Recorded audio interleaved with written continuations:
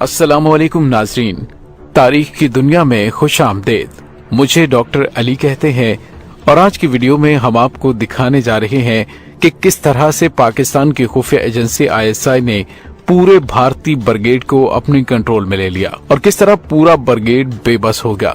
Video की तफसील में जाने से पहले हमारे चैनल को सब्सक्राइब कर लीजिए और बेल आइकन को जरूर दबा दीजिएगा ताकि हमारी आने वाली वीडियोस सबसे पहले आप तक पहुंच सकें। और कमेंट सेक्शन में पाक फौज जिंदाबाद का नारा कमेंट जरूर कीजिएगा। नाज़रीन, आपने सुना होगा कि 1 या 2 आर्मी पर्सन दुश्मन के लिए जासूसी करते पकड़े गए, लेकिन कभी आपने ये नहीं सुना होगा कि एक पूरा ब्रिगेड दुश्मन के लिए जासूसी करता हुआ पकड़ा गया या फिर जासूसी करता रहा। नाज़रीन, एक ब्रिगेड में कम से कम 4 यूनिट्स होती हैं और एक यूनिट में कम से कम 300 फौजी जवान और ज्यादा से ज्यादा 900 या 1000 फौजी होते हैं। और अगर ब्रिगेड के आला अफसरान दुश्मन के लिए जासूसी कर रहे हों तो ना चाहते हुए भी चारों यूनिट के अफसरान और सिपाही भी इस कार्रवाई का डायरेक्ट या इनडायरेक्ट हिस्सा बन जाते हैं। ऐसा ही एक वाकया पेश आया था इंडियन आर्मी के साथ। उनका एक पूरा ब्रिगेड पाकिस्तान के लिए जासूसी करते हुए पकड़ा गया और ये पूरा जाल बिछाया था पाकिस्तान की खुफिया एजेंसी ISI और मिलिट्री इंटेलिजेंस ने। नाज़रीन, ये इंडियन आर्मी का स्याह तरीन बाब है जो एक सांबा स्पाई स्कैंडल के नाम से जाना जाता है। इंडियन आर्मी ने 24 अगस्त 1978 से 23 जनवरी 1979 तक जम्मू कश्मीर के इलाके सांबा में मौजूद 168 इन्फेंट्री ब्रिगेड और उसकी यूनिटों से 50 ऐसे एक्टिव ड्यूटी फौजी अफसरान और सिपाही गिरफ्तार किए जो पाकिस्तान के लिए जासूसी कर रहे थे।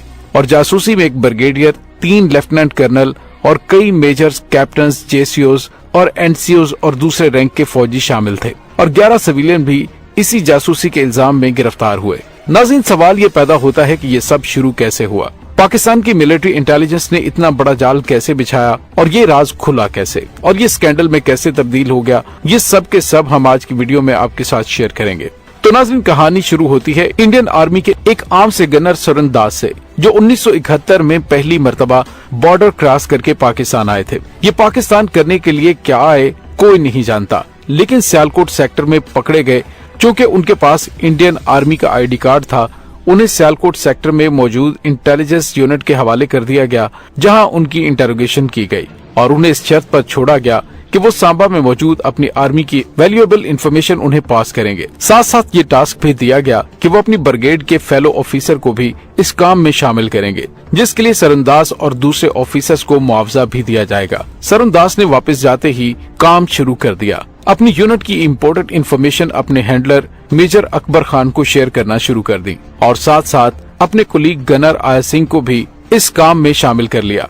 इसके बाद आहिस्ता आहिस्ता captain Balwant, captain Nagel, captain Rathore और कैप्टन राणा जैसे कई अफसरान और जवान इसमें शामिल होते गए और ये चेन काफी लंबी होती गई। यहाँ तक कि एक ब्रिगेडियर भी इसकी जद में आ गया और जासूसी के सिलसिले में दास और सिंह कई दफा बॉर्डर क्रॉस करके पाकिस्तान आते रहे और ये काम वो उस वक्त करते थे जब वो छुट्टी पर आए होते और ड्यूटी पर ऑफ होते थे। दूसरी तरफ इंडिया की इंटेलिजेंस ब्यूरो को सुरेंद्र के बारे में जब शक हुआ तो उन्होंने सरंदाज की यूनिट को रिपोर्ट दी जो उस टाइम मध्य प्रदेश में थी। ये रिपोर्ट सांबा से मध्य प्रदेश गई थी और सरंदाज अपनी यूनिट में था। नाज़रीन, सरंदाज 1975 को गिरफ्तार हुए और उन्हें गिरफ्तार करके मध्य प्रदेश से पठानकोट भेजा जा रहा था, लेकिन सरंदाज ने जालंधर के नजदीक चलती ट्रेन पर छलांग लगा दी और 2 जुलाई को पाकिस्तान पहुंच गए और सियालकोट में स्टे किया। लेकिन जब सरंदाज साल बाद पाकिस्तान से वापस इंडिया गए तो उन्हें गिरफ्तार कर लिया गया। पुलिस ने उन्हें 10 अप्रैल 1976 को इंडिया की मिलिट्री इंटेलिजेंस के हवाले कर दिया और जुलाई 1978 तक उनकी कस्टडी में रहे। आर्मी एक्ट में उस पर केस चलता रहा, लेकिन उन पर सिर्फ इस बात पर 7 साल कैद की सजा सुनाई गई और आर्मी से निकाल दिया गया और इस बात पर कि वो विदाउट लीव लिए अपनी यूनिट से एब्सेंट रहे। शायद सरंदाज को इसके ऑफिसर बचाने की कोशिश कर रहे थे, लेकिन कस्टडी में शायद सरंदाज ने अपने 2 साथियों का नाम जरूर लिया था जो कि कैप्टन रणवीर सिंह राठौर और कैप्टन AK राणा थे, जिन्हें बिलतरतीब 24 अक्टूबर और 27 अक्टूबर 1978 को अरेस्ट किया गया। दूसरी तरफ आया सिंह भी बॉर्डर क्रॉस करते हुए पकड़े गए और इंडियन मिलिट्री इंटेलिजेंस के हवाले किए गए और उन पर भी सरंदाज की तरह आर्मी कोर्ट में केस चला और आर्मी कोर्ट ने उन्हें विदाउट लीव एब्सेंट के जुर्म में वही 7 साल की सजा और आर्मी सर्विस से डिसमिस कर दिया। लेकिन जल्द ही उनकी सजा में कमी कर दी गई और उन्हें आजाद कर दिया गया। 1985 में एक दफा फिर आया सिंह को पाकिस्तान से इंडिया जाते हुए इंडियन पुलिस ने गिरफ्तार कर लिया।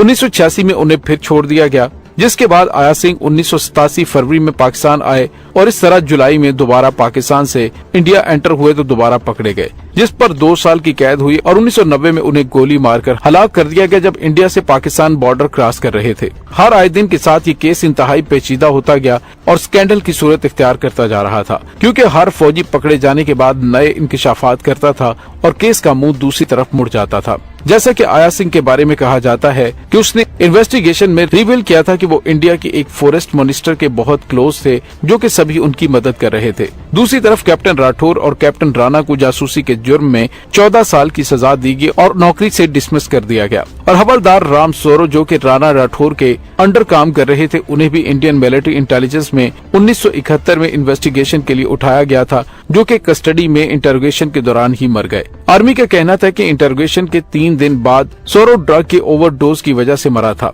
पोस्टमार्टम में जाहिर किया गया कि मल्टीपल इंजरीज और टॉर्चर की वजह से हवलदार सोरो मारा गया।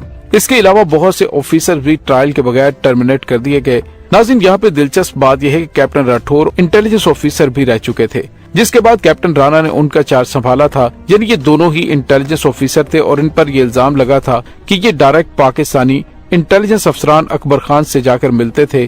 चार्ज के मुताबिक अकबर खान ने सरंदाज को कहा था कि अगली दफा अपने साथ 2 ऑफिसर लेकर आना जो ये काम करने के लिए तैयार हों। सरंदाज ने ऐसा ही किया।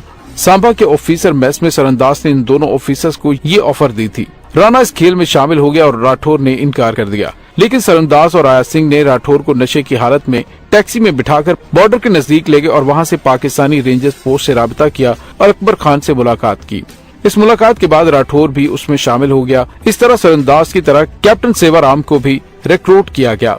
इन सब ने उन इन्वेस्टिगेशन के दौरान ये सब कुछ कबूल भी किया, लेकिन बाद में कैप्टन राठौर और राणा ने कहा कि ये सारी स्टेटमेंट सबसे जबरदस्ती ली गई थी और हमें जानबूझकर इसमें फंसाया गया था।